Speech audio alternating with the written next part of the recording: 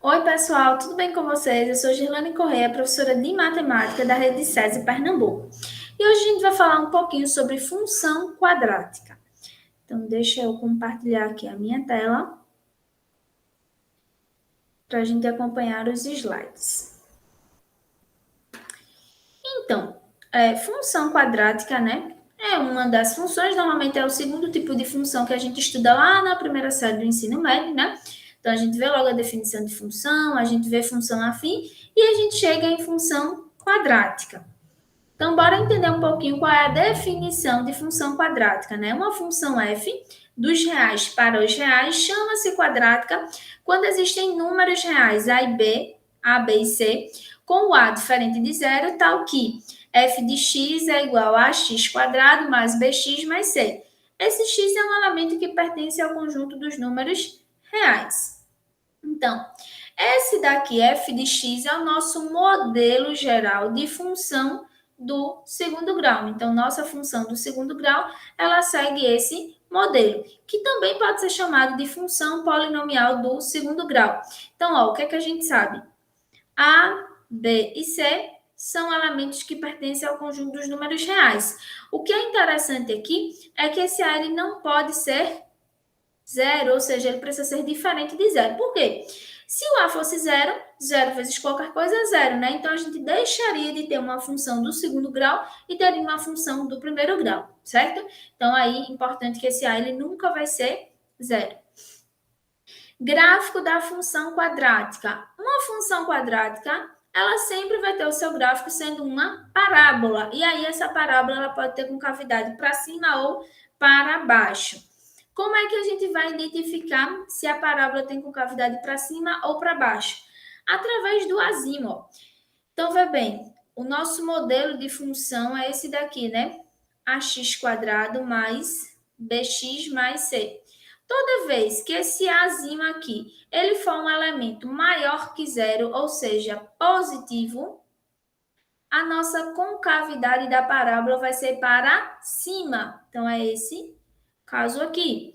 Quando esse A ele for um número menor que zero, ou seja, negativo, a gente vai ter uma concavidade da parábola virada para baixo. Então, é muito fácil de identificar se a concavidade da parábola vai para cima ou para baixo.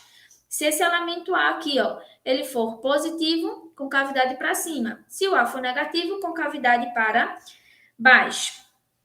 Quantidade de raízes reais de uma função quadrática. E aí, isso daqui vem lá das equações quadráticas, né?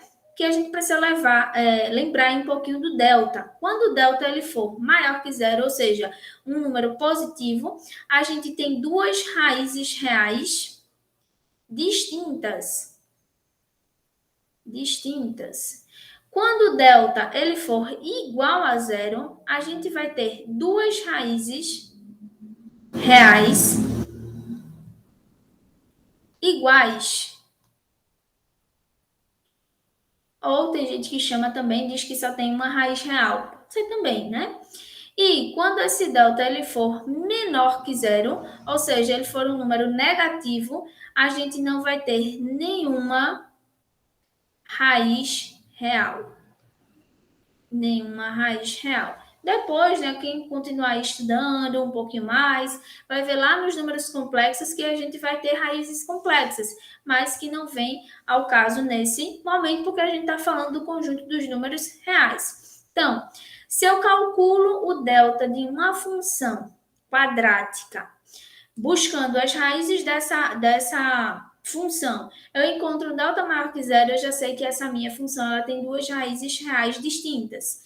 Se o delta for igual a zero, ela tem uma raiz real só ou duas raízes reais iguais, com os mesmos valores. E se o meu delta for menor que zero, é porque a gente sabe que não tem nenhuma raiz real. Coisa importantíssima agora, que são as coordenadas do vértice, que é muito cobrado no Enem, tá certo? Todos os anos aí aparece uma questãozinha sobre coordenadas do vértice. Vê só.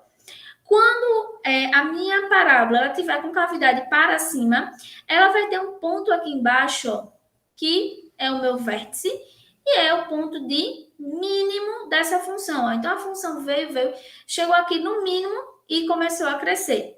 Quando a minha função ela tiver com cavidade para baixo, ela tem um pontinho aqui em cima, que é o vértice, que aí vai ser o ponto de máximo. A função veio, alcançou o seu máximo e começou a decrescer. Então, esses pontos aqui, que são chamados de vértices, estão associados aos máximos e mínimos das funções. Então, bora lá. A gente sabe que todo ponto, quando a gente está no plano cartesiano, todo ponto, ele tem duas coordenadas, né? Um x e um y. Em particular, esse ponto aqui, que é o vértice, ele vai ter um x do vértice e um y do vértice, que são elementos muito importantes. Então, bora lá. Existem algumas fórmulas para se calcular o x do vértice e o y do vértice. Então, como é que eu calculo o x do vértice? Menos b dividido por 2a. E como é que eu calculo o y do vértice?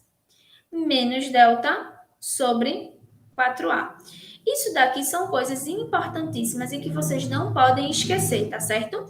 Agora, o que normalmente os alunos me perguntam é: ô Girlane, como é que eu sei que eu vou calcular o x do vértice ou o y do vértice? Então, se liga. Ó, quando a gente estiver falando qual é o máximo, qual é o mínimo, qual é o valor máximo, qual é o valor mínimo, a gente usa o x do vértice. Então, se falar qual é, ou determine o valor máximo e o valor mínimo, a gente vai usar o y do vértice. Se falar qual é o valor associado ao máximo, associado ao mínimo, qual é o valor para que aconteça o máximo, para que aconteça o mínimo. Vê que está tendo uma associação ao máximo, não está perguntando de fato quem é o máximo e quem é o mínimo. Então, quando associar ao máximo e ao mínimo, a gente usa o x do vértice.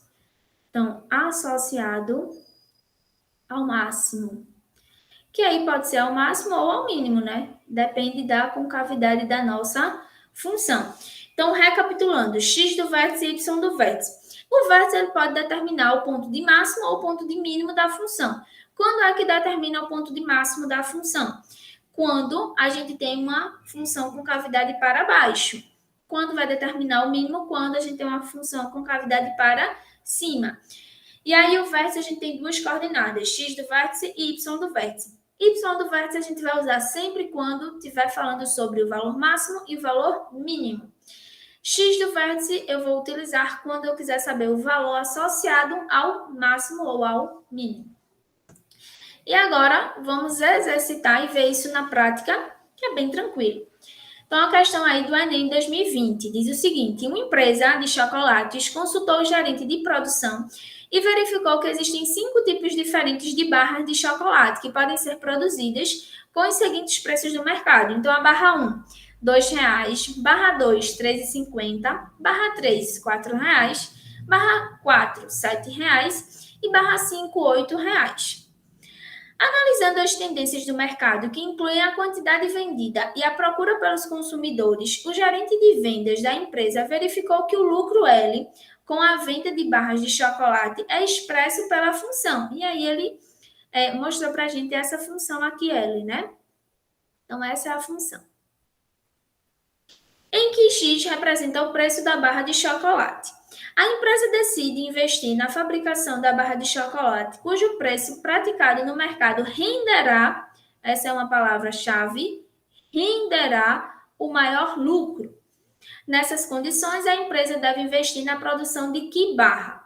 Então, vê bem, ele não perguntou aqui qual é o maior lucro, qual é o máximo. Ele disse que a barra indicada, ela vai ter que render o maior lucro. Então, esse render é um valor que está associado ao máximo. Se está associado, a gente vai calcular o quê?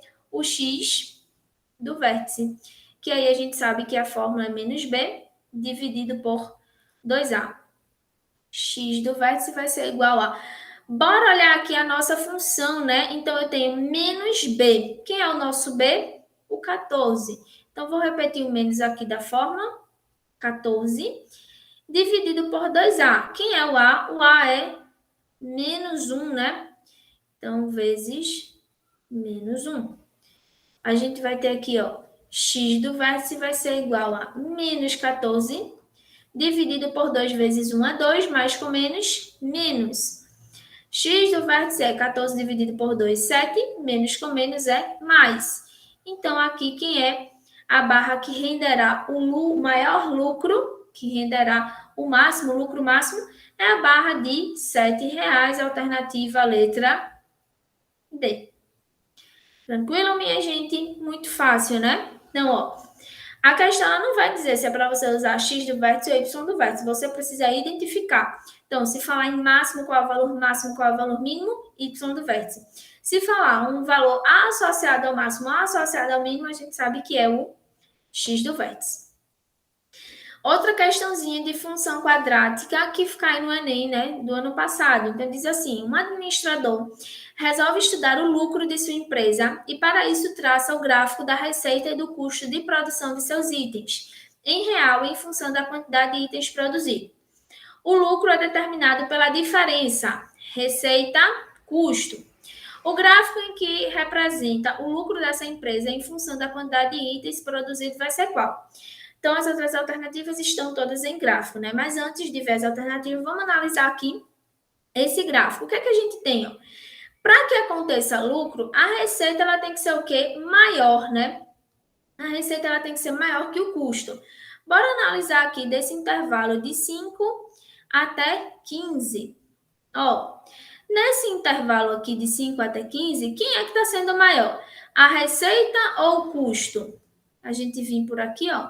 A gente observa que é o custo, vê? O custo está sendo maior que a receita.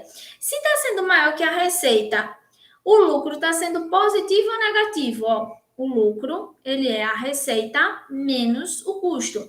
Mas nessa parte aqui, nesse intervalo de 5 até 15, a gente viu que o custo, ele está sendo maior. Se ele está sendo maior, o lucro aí, nesse intervalo, ele está sendo o quê? Negativo, ou seja, menor que zero. Então, do 5 até o 15, a gente tem um lucro que está sendo negativo. Só com isso, só com essa observação, vamos olhar as nossas alternativas. Vou começar aqui pela letra E, tá? A gente viu que do 5 até o 15 o lucro está sendo negativo. Mas se a gente observa, ó, o lucro aqui está sendo o quê? Positivo. Isso é verdade? Não. Então, letra E está falsa. Letra D. A gente viu que do 5 até o 15 o lucro é negativo. Se a gente olhar aqui, ó, ele está positivo. Então, a mesma coisa, falso. Letra C.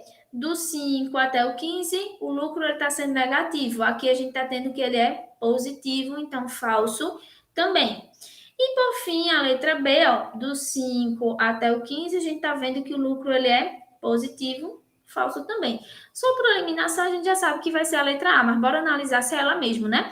Ó, do 5 até o 15, o lucro é negativo e está aqui na parte negativa. Então, só com isso, a gente já conseguiu identificar a alternativa correta, a alternativa letra A. Então, uma dica, né, quando a gente estiver analisando gráficos, questões desse tipo, então pega por intervalos, tá certo? Analisa intervalos assim, que fica bem mais fácil de vocês conseguirem resolver de uma forma rápida e ganhando tempo, né? E por fim, né, dica boa, dica compartilhada, então, usando as redes sociais para o estudo de matemática. Eu separei aqui alguns canais, plataformas para indicar para vocês continuarem o estudo de matemática, né? E aí a gente tem, primeiro, 4 canais do YouTube e do Instagram, né, que é o Matemática Rio com o prof. Rafael Procopio, que ele tem resolução de diversas provas do Enem, muito conteúdo bacana. Depois, o Equaciona com Paulo Pereira, que aí ele tem videoaulas de diversos conteúdos do ensino médio de matemática, tá? Dicas de mate com Sandro Curió, que é um professor muito bacana, dá várias dicas para economizar tempo, para ser mais rápido e tudo mais.